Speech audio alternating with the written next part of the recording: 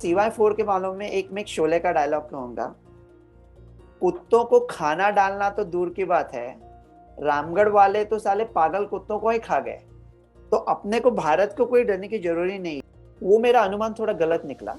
तो मैं हम्म। कहता हूँ, अगर त्योहार आपको खुशी देते हैं तो त्योहार मनाओ, लेकिन हम्म। हम्म। भारत का हो चुका है तो भारत विश्व का सारे जहां से अच्छा है। मेरे साथ हैं इस वक्त डॉक्टर रवि गोडसे। बहुत बहुत स्वागत है आपका न्यूज तक में आने के लिए सर। पहला सवाल थोड़े टफ सवाल से शुरू करेंगे। AY42 ये एक ऐसी बला है जो कि आ गई है, कोरोना है जो कि जाने का नाम नहीं ले रहा है।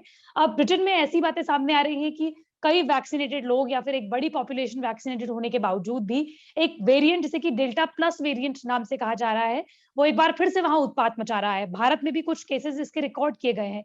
कितना डरने की बात है? तो डर ये है कि नई सुबह पर नजर है, मगर उफ ये भी डर है, ये शहर भी राफ्ता राफ्ता कहीं शाम तक न पहुंचे। तो हम लोग इस सुकून में बैठे हैं कि टीका भी लिया है, डिसीज भी हुआ है, और अगर वेरिएंट आया वो जो अपने को चकमा दे रहा है, तो फिर क्या फायदा? फिर ये पहले से चालू होगा, फिर ये खत्म कब होगा? ठीक है। हम्म।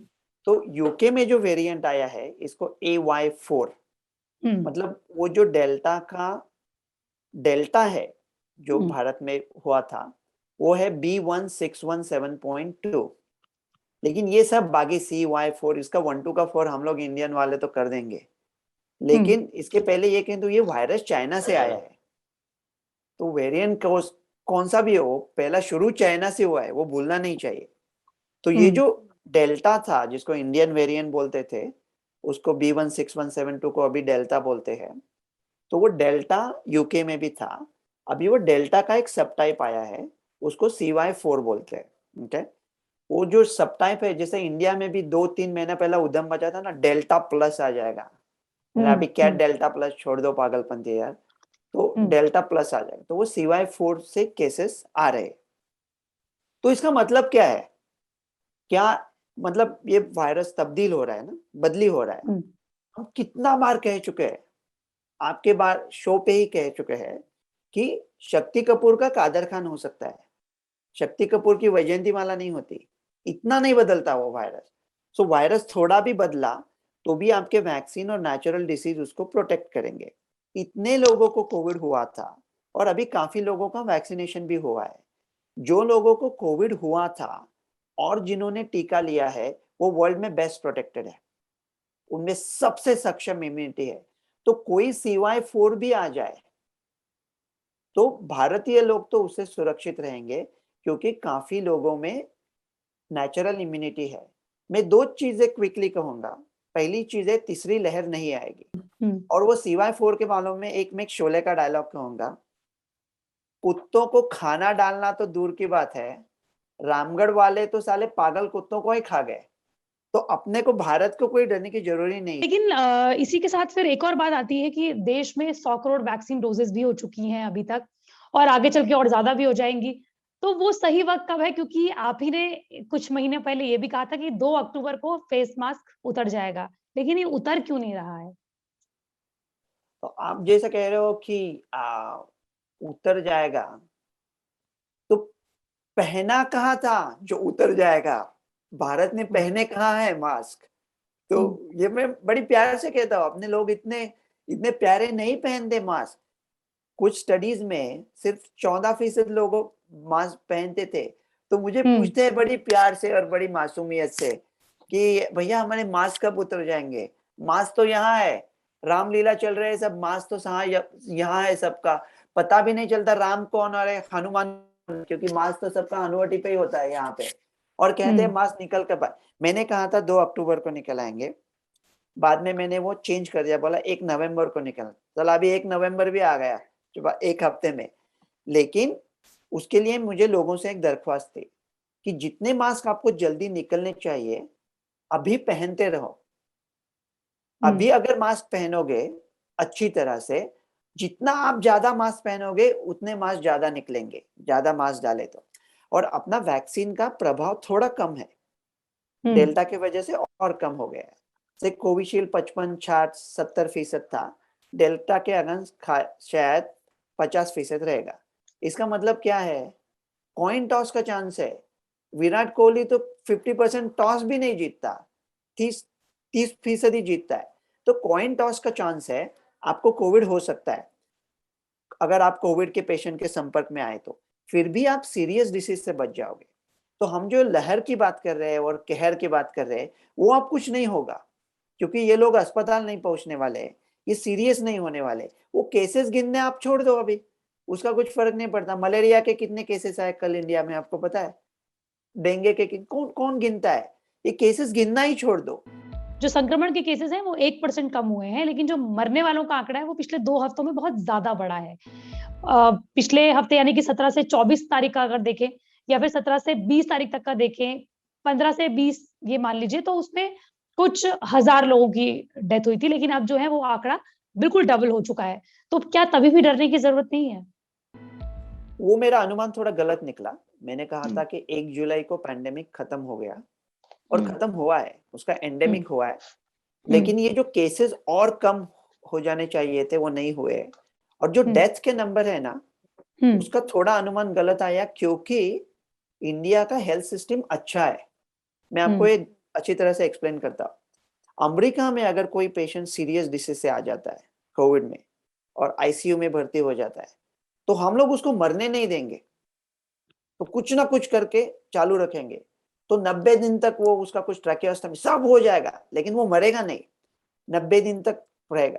तो ऑल 90 डेज वो आईसीयू हॉस्पिटल में कैलकुलेट होगा कि आईसीयू में इतने पेशेंट है। मुझे लगा था कि इंडिया का हेल्थ सिस्टम इतना पावरफुल नहीं है, तो हम्म, दुर्भाग्यता से वो लोग जल्दी मर जाएंगे जो सीरियसली इल है।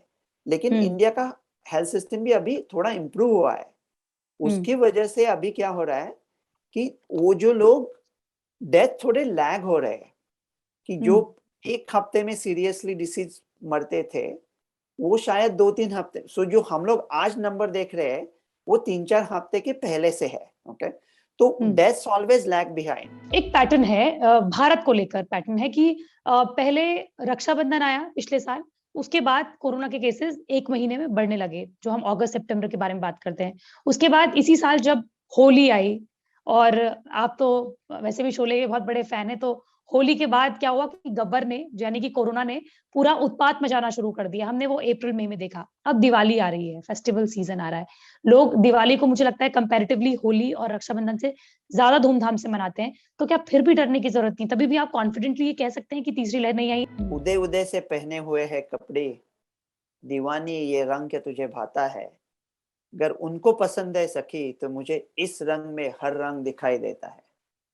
तो ये देखने में है ना, लेकिन हम लोग अभी घर पे बैठे थे, कहेंगे होली नहीं करेंगे, एक ही रंग में सब रंग देख लेंगे। ये कब तक करेंगे? कब तक चालू रहेगा ऐसा? कोविड तो नहीं जा रहा है। अभी लाइफ चालू करने में कोई हर्ज नहीं है, जल्दी चालू चालू हो गया है ऑलरेडी। इसका एंडेमिक हो चुका है। सिर्फ वैक्सीनेशन करते रहो, और जब तक गवर्नमेंट बताए मास्क पहनते रहो। तो क्या फेस्टिवल में सावधानी रखने की जरूरत नहीं है? तो मोहब्बत छोड़ दो, त्योहारों की बात करते हैं। हमको खुश रहना है, त्योहार हम क्यों मनाते हैं? खुश रहने के लिए। तो हम सभी कि ये नहीं करो वो नहीं करो, उनका उसका भी कोई एक्सपायरेशन डेट, उसका भी लिमिट होना चाहिए ना, हम्म, कि कब तक नहीं करो। क्या 2025 या जिंदगी भर नहीं करे, वसीयतनामा लिख दे, छोड़ दे हम्म, सब? तो कब तक? लोगों को भी हक है ना पूछने का। हम्म, तो मैं हम्म, कहता हूँ, अगर त्योहार आपको खुशी देते हैं तो त्योहार मनाओ, लेकिन हम्म, आपका make sure all your friends are vaccinated. हम्म, जो सरकार कहती है, अभी लोकल अथॉरिटीज कहते हैं, वो सुनो। और हम्म। त्योहार मनाने में उतनी खुशी अपने सगे वालों के साथ है जितने की धूमधाम भीड़ में है। आपका कम्युनिटी का ट्रांसमिशन क्या है देखो। अगर हम्म। ट्रांसमिशन कम है तो त्योहार मनाओ, अगर ज्यादा है तो घर पे मनाओ। लेकिन ऐसा मत कहो कि मनाओ नहीं। रशिया ने लॉकडाउन लगाने का फैसला किया है, तो यानी कि सीरियस स्थिति कहीं ना कहीं तो हो रही है। रशिया का लॉकडाउन का, कि रशिया के लोगों का सरकार पे भरोसा नहीं है, क्योंकि हम्म, रशिया में कम्युनिस्ट रेजिम का काफी हम्म, सिलसिला है। 1917 से 1991 तक वहां पे, तो उनका भरोसा नहीं है सरकार पे। रशियन लोग वैक्सीन ले ही नहीं रहे। पहले महायुद्ध में एयरप्लेन आए थे, एयरप्लेन की खोज तब हुई थी युद्ध के लिए। तो रशिया के भी कुछ प्लेन थे, रशियन सोल्जर्स अपने ही प्लेन्स पे गोली चलाते थे और लोग पूछते थे क्यों चला रहे, बोले ये ऐसा काम तो जर्मनी कर सकते हैं, हम नहीं कर सकते, इसलिए खुद के प्लेन नीचे डालते थे, वो उस पर गोली चला। उनका भरोसा ही नहीं है गवर्नमेंट के ऊपर, इसलिए रशियन लोग वैक्सीन ले ही नहीं रहे। उनका वैक्सीनेशन रेट बहुत है, रशिया में ठंड भी बहुत है, और वैसा हम लोग सोचते इतना अमीर कंट्री नहीं है, गरीबी भी है, उसके वजह से प्रॉब्लम है। और उनके पे जो केसेस आए थे, जैसा इंडिया में तबाही मच गई थी सेकंड दूसरी लहर में, ऐसा किसी देश में नहीं हुआ है। वो तबाही की ना मचने की वजह से उनके पास नेचुरल इम्यूनिटी भी नहीं है। दुनिया के विश्व के सारे देश कभी ना कभी बड़ी नेचुरल इन्फेक्शन के लहर में जाने वाले हैं, भारत का हो चुका है, तो भारत विश्व का सारे जहां से अच्छा है। क्या बच्चों को वैक्सीन लगाना अब जरूरी, क्योंकि कई विशेषज्ञ हैं जैसे इसमें गगनदीप कांग भी हैं, तो वो कहती हैं कि बच्चों की वैक्सीन के लिए इतना ज्यादा कंसर्न होने की जरूरत नहीं है, क्या वाकई में ऐसा है? वो कैसा है कि बच्चों का प्रतिकार शक्ति वैसे ही ज्यादा होता है, तो अगर बच्चों को कोविड हो गया तो वो जल्दी आराम से ठीक हो जाते हैं। भारत का मृत्यु दर तो बहुत ही अच्छा है।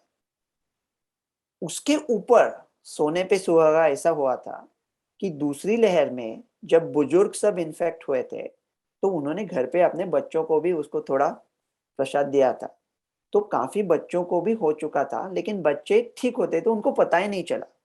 तो बच्चों में भी नेचुरल इम्यूनिटी है।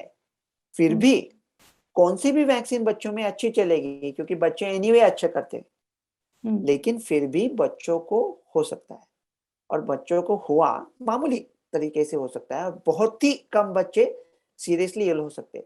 लेकिन वो बच्चे घर पे आएंगे, अगर घर में कोई अनप्रोटेक्टेड है तो उनको दे देंगे, फिर स्कूल खोलने में प्रॉब्लम आएगा, कॉलेज खोलने में, और स्कूल तो चालू करने हैं ना, अगर पढ़ेंगे नहीं तो क्या हम सब लोग राजनीतिक बनेंगे, कुछ डॉक्टर इंजीनियर रिपोर्टर्स भी बनना है ना, तो स्कूल भी खोलने हैं।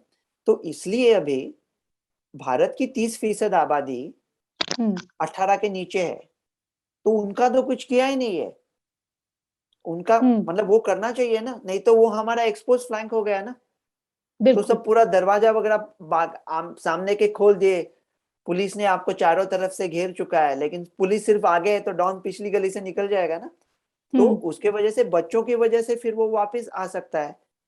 मैं भीख मांग रहा हूं दिसंबर से, फरवरी से मार्च में, जो इंडियन पेरेंट्स है जो खुद इंडेमिटी साइन करके खुद के पैसे से खुद के बच्चों को फाइजर या मॉडर्ना देना चाहते हैं, आप बीच में आने वाले कौन हो? आप क्यों बीच में आ रहे हो? पेरेंट्स को, जो इंडिया में तो वैसा माँ बाप ही सब तय करते हैं ना, किसके साथ शादी करनी है, किसके ये करना है वो करना है, माँ बाप ही बोलते हैं बच्चे इधर आओ। वो बूस्टर शॉट को लेकर कि क्या भारत को अभी बूस्टर शॉट की जरूरत है? कोई जरूरी नहीं है, भारत को कोई जरूरी नहीं है नेचुरल प्रतिकार शक्ति की, ये भारत को बूस्टर की डरने की जरूरी नहीं है। जो हेल्थ केयर वर्कर्स है उनको ऑफर कर सकते हैं 1 डोज ईदर ऑफ मॉडर्ना और फाइजर या कोवैक्सिन, कोवैक्सिन भी बूस्टर की तरह से चलेगा।